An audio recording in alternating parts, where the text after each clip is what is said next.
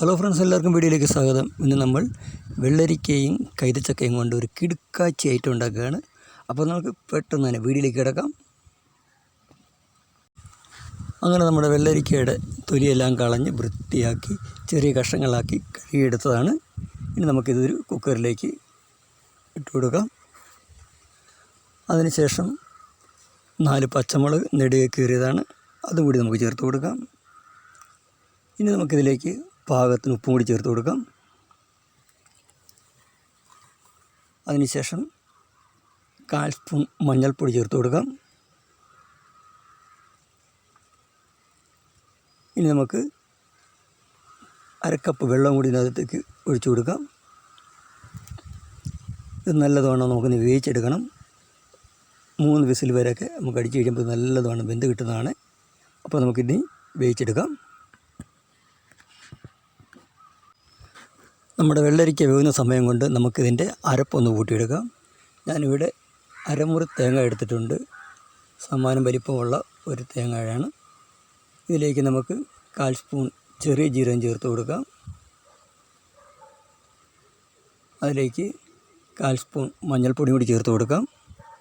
പിന്നെ ഇത് അരഞ്ഞു കിട്ടാനായിട്ട് ആവശ്യമായ വെള്ളം കൂടി ചേർത്ത് നമുക്കിത് നല്ലതുവണ്ണം ഒന്ന് അരച്ചെടുക്കാം.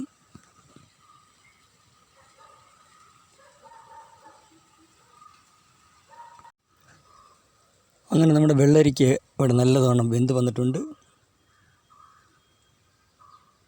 ഇനി നമുക്കിതൊന്ന് മാറ്റി വയ്ക്കാം.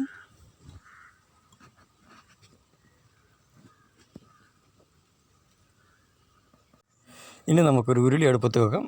അതിലേക്ക് 2 സ്പൂൺ എണ്ണ ഒഴിച്ചു കൊടുക്കണം. എണ്ണ ചൂടായതിന് ശേഷം ഇതിലേക്ക് 1/2 സ്പൂൺ കടുക് ഇട്ട് കൊടുക്കാം. കടുക് പൊട്ടിയതിന് ശേഷം ഇതിലേക്ക് ലേശം ഉലുവ ചേർത്ത് കൊടുക്കാം. നമുക്ക്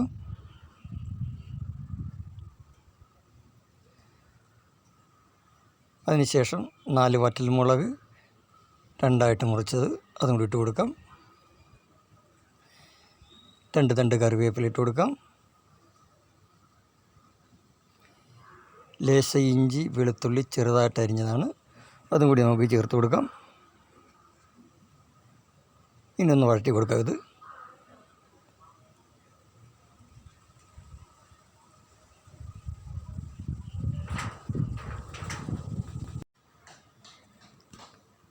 ഇനി നമുക്കിതിലേക്ക് 8 ചെറിയ ഉള്ളി ചെറുതായിട്ട് വട്ടത്തിൽ അരിഞ്ഞെടുത്താണ്, അതുകൂടി ചേർത്ത് കൊടുത്ത് നല്ലതുവണ്ണം ഒന്ന് വഴറ്റിയെടുക്കണം. ചെറിയൊരു ഗോൾഡൻ കളറാവുന്നതിനും വരെ നമുക്ക് വഴറ്റിയെടുക്കണം.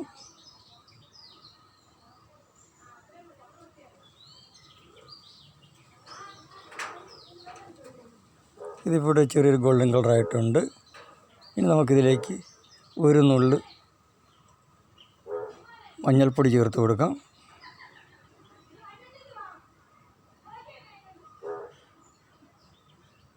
1 സ്പൂൺ മുളക് പൊടിയും കൂടി ചേർത്ത് കൊടുക്കാം.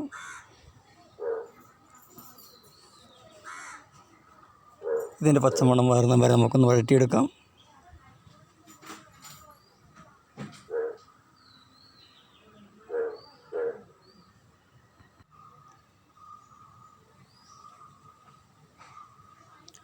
ഇനി നമുക്ക് നമ്മുടെ പൈനാപ്പിൾ ചേർത്ത് കൊടുക്കാം. പൈനാപ്പിൾ നമ്മുടെ ആവശ്യത്തിന് ചേർത്ത് കൊടുക്കാവുന്നതാണ്. ഞാൻ മുമ്പ് എടുത്ത ആ ചെറിയ പൈനാപ്പിളിൻ്റെ നേരെ പകുതി എടുത്തിട്ടുണ്ട്.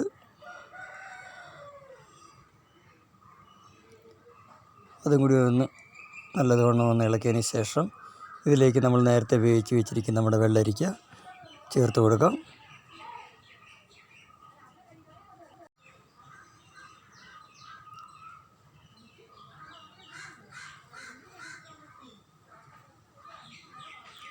ഇനി നല്ലതുവണ്ണം ഒന്ന് മിക്സ് ചെയ്യാം.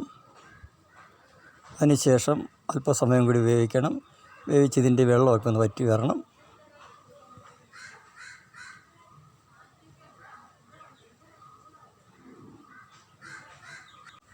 അങ്ങനെ വെള്ളമെല്ലാം നല്ലതുവണ്ണം വറ്റി വന്നിട്ടുണ്ട്. ഇനി നമ്മുടെ അരപ്പ് ഇതിലേക്ക് ചേർത്ത് കൊടുക്കാം.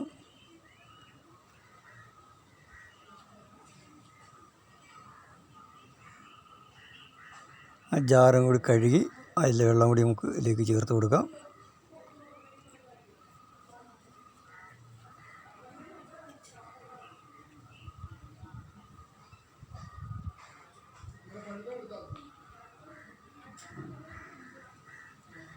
നല്ലതുവേണം ഒന്ന് മിക്സ് ചെയ്യാം.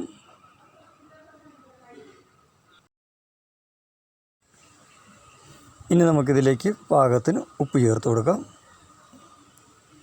അതിനുശേഷം നല്ലതുവേണം ഒന്ന് ഇളക്കി വെച്ച് നമുക്കിതൊന്ന് തിളയ്ക്കാനായി കാത്തിരിക്കാം.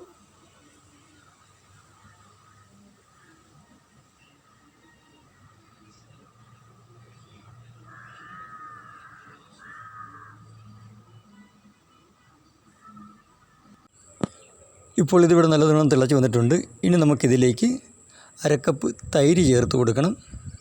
പുളിപ്പില്ലാത്ത തൈരാണ് നമ്മൾ ചേർത്ത് കൊടുക്കുന്നത്. തൈര് ചേർക്കുന്ന സമയത്ത് നമുക്ക് തീ ഏറ്റവും ലോ ഫ്ലെയിമിൽ തന്നെ വെക്കണം. കാരണം ഇനി തിളയ്ക്കാൻ പാടില്ല, ഒന്ന് ചൂടായി കിട്ടിയാൽ മതി.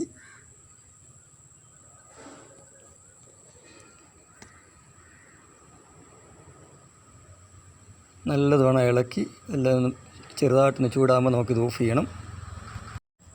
അങ്ങനെ ഇതിവിടെ റെഡിയായി വന്നിട്ടുണ്ട്. നമ്മുടെ അടിപൊളി ഒഴിച്ച് കറി ഇവിടെ റെഡി ആയിരിക്കുകയാണ്. അപ്പോൾ നിങ്ങൾ ആദ്യമായിട്ടാണ് ചാനൽ കാണുന്നതെങ്കിൽ സബ്സ്ക്രൈബ് ചെയ്യാൻ മറക്കരുത്. തൊട്ടടുത്ത് കാണുന്ന ബെല്ലൈക്കൻ ഒന്ന് പ്രസ് ചെയ്യണം. അതുപോലെ തന്നെ കണ്ടുകൊണ്ടിരിക്കുന്ന ലൈക്ക് ചെയ്യുക, മറ്റുള്ളവരിലേക്ക് ഷെയർ ചെയ്യാനും മറക്കരുത്. നമ്മളിനി അടുത്ത വീഡിയോയിൽ കാണാം.